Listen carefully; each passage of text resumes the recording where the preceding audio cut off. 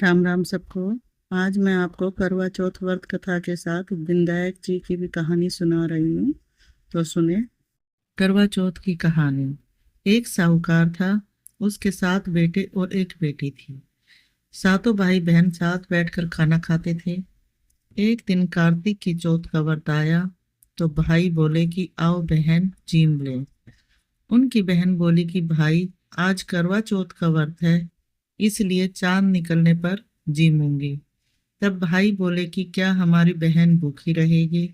तो एक भाई ने दिया लिया और एक छलनी ली। एक पेड़ के पास एक तरफ होकर दिया जलाकर छलनी ढक दी और आकर कहा कि बहन तेरा चांद निकल गया। तो वह भाभीियों से बोली कि आओ भाभी अर्घ दे दें। जब भाभियां बोली कि बहन जी तुम्हारा चांद निकला है, हमारा चांद तो रात को निकलेगा, तो उसने अकेली ने ही अर्घ दे दिया और भाइयों के साथ जीमने बैठ गई। पहली गस्सी में बाल आया, दूसरी में पत्थर निकला, तीसरी गस्सी में बहन को लेने आ गया और बोला कि बहन का पति बहुत बीमार है, जल्दी से भेजो। तब माँ बोली कि साड़ी पहनकर ससुराल चली जा और सोने का टका पल्ले में बांध दिया और कहा कि रास्ते में कोई भी मिले उनके पैर छूती जाइयो और उनका आशीर्वाद लेती जाइयो।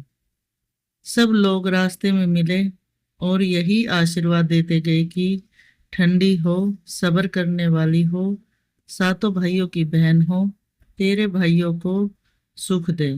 परंतु किसी ने भी सुहाग का आशीर्वाद नहीं दिया। ससुराल में पहुंचते ही दरवाजे पर छोटी ननंद खड़ी थी, तो उसने उनके पैर छुए। तो ननंद ने कहा, सीली सपुत्री हो, 7 पुत्रों की माँ हो, तेरे भाइयों को सुख मिले। तो यह बात सुनकर जो सोने का टका माँ ने दिया था वह खोलकर दे दिया। अंदर गई तो सासू ने कहा कि ऊपर मंडेर है, वहां जाकर बैठ जा।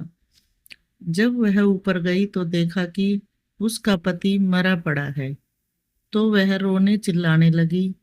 उसकी सासू दासियों से कहती कि वह ऊपर पड़ी है, उसको बची हुई रोटियां दे आओ।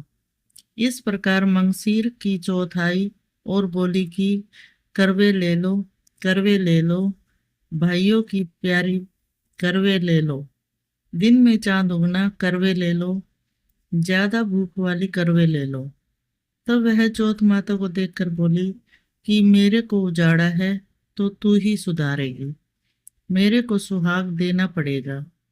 तब चौथ माता ने कहा कि वो माता आएगी, वह मेरे से बड़ी है, वही तेरे को सुहाग देगी। इस प्रकार पो माता भी आकर चली गई। माघ की, फागुन की, चैत की, बैसाख की, जेठ की, आषाढ़ की, सावन की, भादों की, सारी चौथ माता ऐसे ही जवाब देती चली गई कि अगली चौथ आएगी उससे कहियो।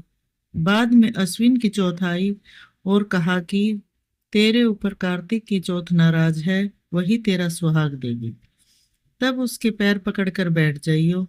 यह कहकर वह तो चली गई। बाद में कार्तिक की चौथ माता आई और गुस्से में बोली कि भाइयों की प्यारी करवेले, दिन में चांद उगना करवा ले, ज्यादा भूख वाली करवा ले। तब साहूकार की बेटी पैर पकड़कर बैठ गई और रोने लगी। हाथ जोड़कर बोली, हे चौथ माता, मेरा सुहाग तेरे हाथ में है, तेरे को देना पड़ेगा। चौथ माता बोली कि छोड़ पापनी हत्यारनी, मेरे पैर पकड़कर क्यों बैठी है? तब वह बोली कि मेरे से बिगड़ी थी, तुम ही सुधारो, मेरे को सुहाग देना पड़ेगा। तो चौथ माता खुश हो गई और आंख में से काजल निकाला, नाखूनों पर से मेहंदी, मांग में से सिंदूर और चितली उंगली का छींटा दे दिया। उसका पति उठकर बैठ गया और बोला कि बहुत सोया। तो वह बोले कि काहे का सोया, मेरे को तो 12 महीने हो गए, मेरे को तो कार्तिक की चौथ माता ने सुहाग दिया है। तो वह बोला कि चौथ माता का उच्चमन करो। तो उन्होंने चौथ माता की कहानी सुनी, खूब सारा चूरमा बनाया। दोनों आदमी औरत जीम कर चौपड़ खेलने लगे। नीचे से सासू जी ने रोटी भेजी तो दासी ने आकर कहा कि वह तो दोनों चौपड़ खेल रहे हैं। सास देखकर खुश हो गई और देखकर बोली कि क्या बात हुई। तो बहू बोली, मेरे चौथ माता टूटी है। और यह कहकर सासू जी के पैर छूने लगी और सारी नगरी में ढिंडोरा पिटवा दिया। सबको चौथ माता का व्रत करना चाहिए। 13 चौथ करना, नहीं तो 4 करना, नहीं तो 2 चौथ सब कोई करना। हे चौथ माता, जैसा साहूकार की बेटी को सुहाग दिया वैसा सबको देना। मेरे को भी कहते सुनते सब परिवार को सुहाग देना। करवा चौथ की कहानी के बाद विनायक जी की कहानी सुनते हैं।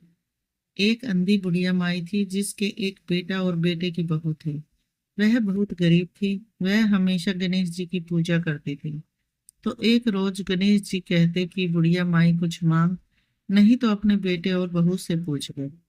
तो वह अपने बेटे से बोली। बेटे ने कहा कि माँ, धन दौलत मांग ले। और फिर अपनी बहू से पूछा तो वह बोली कि सासू जी पोता मांग लो। तो बुढ़िया माई ने सोचा कि यह दोनों तो अपने मतलब की चीज मांग रहे हैं। सो पड़ोसन से जाकर कहा कि मुझे विनायक जी ने कहा है कि कुछ मांग। बेटा तो कहता है कि धन मांग, बहू कहती है पोता मांग लो। तब पड़ोसन बोली कि ना तू धन मांग, ना तू पोता मांग, तू थोड़े दिन तो जिएगी, सो तू आंख मांग ले। तो उसने पड़ोसन की बात भी नहीं मानी।